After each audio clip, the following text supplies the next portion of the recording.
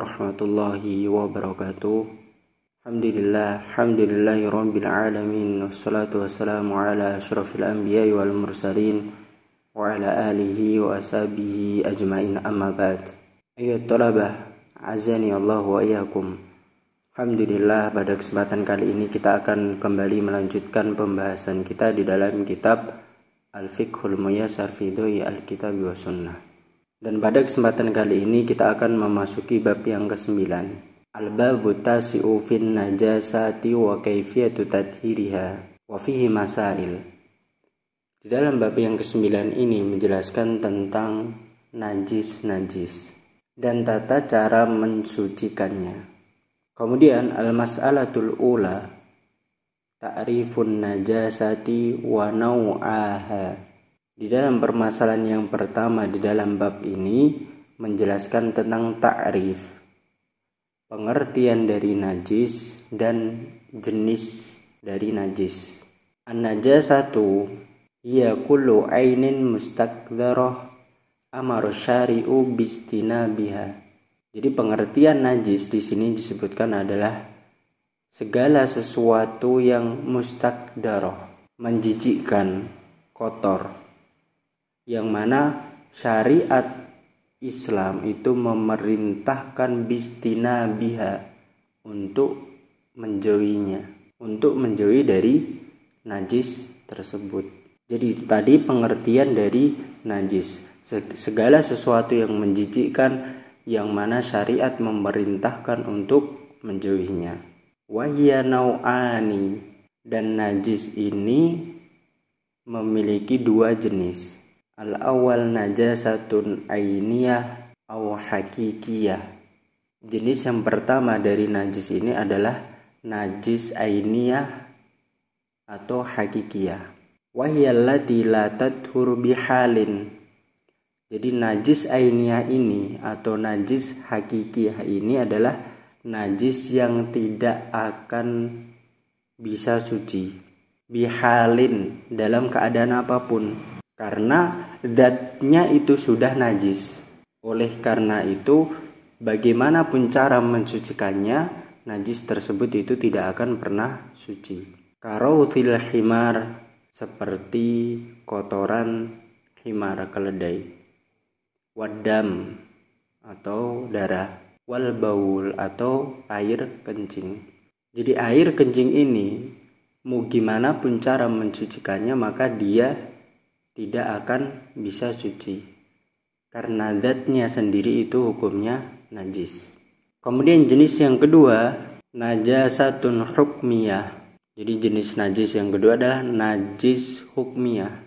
Maksudnya apa? Wahia amrun i'tibariyun yakumu bil a'dha. Jadi yang disebut dengan najis hukmiyah ini adalah perkara atau hal i'tibari yang dianggap sebagai najis, yakumu bil a'dha, yang terdapat pada anggota badan seseorang. Jadi hukum asalnya najis hukmiyah ini itu suci, tapi karena di situ terdapat sesuatu yang najis, maka dianggap hal tersebut itu sesuatu yang najis. Contoh pakaian. Ketika pakaian tersebut terkena najis, terkena air kencing, maka dikatakan pakaian tersebut adalah najis. Akan tetapi pakaian yang najis tersebut itu bisa untuk disucikan. Berbeda dengan yang jenis pertama tadi, yaitu air kencingnya tadi. Jadi bukan sesuatu yang menempel kepada sesuatu yang bersih, yang suci. Wa yamna'u min sihhati shalah, yang mana najis ini bisa menghalangi seseorang dari sahnya sholat. Jadi ketika ada di dalam diri seseorang najis hukmiyah ini, maka dia menghalangi dari sahnya sholat. Wa yasmulul hadath al-asghar alladhi yazulu bil wudu, dan mencakup di dalam najis hukmiyah ini adalah hadas kecil, yang mana hadas kecil ini bisa hilang dengan cara berwudu. Kalau ghaiti, seperti seseorang setelah selesai buang hajat. Maka sebelum dia berwudu, maka orang tersebut itu dinamakan sedang berhadas. Ada sesuatu yang najis di dalam dirinya. Tetapi ketika dia sudah berwudu, maka hilanglah najis tersebut, hilanglah hadas tersebut. Wal hadasul akbar alladhi yazulu bil ghusli kal janabah. Dan di dalam najis hukmiyah ini, jenis yang kedua ini mencakup di dalamnya adalah hadas besar. Yang mana hadas besar ini bisa hilang dengan cara mandi besar. Kal janabah, seperti junub. Jadi ketika seseorang sedang junub, maka dia dikatakan sedang berhadas. Maka tidak boleh bagi dia untuk sholat. Ketika dia sholat, sebelum dia mandi besar, maka sholatnya tadi tidak sah. Masih terdapat najis dalam dirinya. Akan tetapi ketika seseorang tersebut telah mandi, maka hadas besar tadi sudah hilang. Jadi sesuatu yang najis tadi sudah hilang dari dalam dirinya. Nah, itu tadi tentang dua macam atau dua jenis dari najis. Wal aslul ladzi tuzalu bihin najasah wal ma. Dan hukum asal yang dapat menghilangkan najis tersebut itu adalah air. Liqoulihi ta'ala wa yunazzilu 'alaikum minas sama'i ma'an liyutahhirakum bih. Dan telah kami turunkan kepada kalian dari langit berupa air, agar kalian mensucikan dengan air tersebut. Kemudian kita masuk ke dalam pembagian najis. Di sini disebutkan wahya ala salasati aqsamin. Najis itu terdapat 3 pembagian. Najasatun mughalladah. Yang pertama adalah najis mughalladah, najis yang berat. Wahya najasatul kalbi wa ma tawallada minhu. Dan najis mughalladah ini adalah najisnya anjing. Najisnya anjing.